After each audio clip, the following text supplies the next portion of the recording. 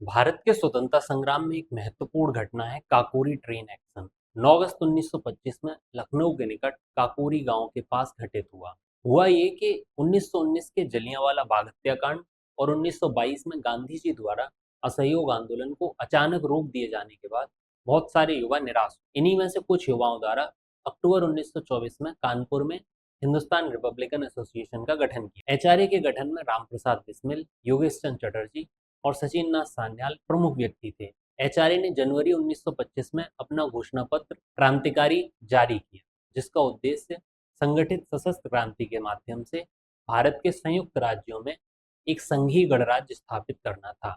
इसने क्रांतिकारी गतिविधियों और हिंसा का उपयोग केवल आवश्यक प्रतिक्रिया के रूप में करने को उचित माना। एचआरए से संबंधित रामप्रसाद बिस्मिल, अशफाक उल्ला खान, राजेंद्र लाहिड़ी, केशव चक्रवर्ती, मुकुंदी लाल, बनवारी लाल तथा चंद्रशेखर आजाद ने 9 अगस्त 1925 को काकोरी कांड का नेतृत्व किया। काकोरी ट्रेन एक्शन में भारतीय क्रांतिकारियों ने शाहजहांपुर से लखनऊ जाने वाली नंबर 8 डाउन ट्रेन पर काकोरी गांव के निकट हमला किया। उद्देश्य ये था कि ब्रिटिश सरकार की धनराशि को जब्त कर स्वतंत्रता संग्राम के लिए संसाधन जुटाए जाएं। काकोरी कांड के बाद ब्रिटिश सरकार ने व्यापक रूप से दमन चक्र चलाया, जिसके तहत कई क्रांतिकारी गिरफ्तार किए गए। 17 लोगों को कारावास हुआ, 4 लोगों को आजीवन कारावास हुआ। रामप्रसाद बिस्मिल, अशफाक उल्ला खान, रोशन सिंह एवं राजेंद्र लाहिड़ी को फांसी दी गई। यह घटना क्रांतिकारी आंदोलन के लिए एक बड़ी चुनौती से वर्ष 1928 में हिंदुस्तान रिपब्लिकन एसोसिएशन का नाम बदलकर हिंदुस्तान सोशलिस्ट रिपब्लिकन एसोसिएशन रखा गया, जो कि उस समय युवाओं के मन में समाजवादी विचारों की बढ़ती लोकप्रियता को दर्शाता था। इसके प्रमुख सदस्यों में चंद्रशेखर आजाद, भगत सिंह,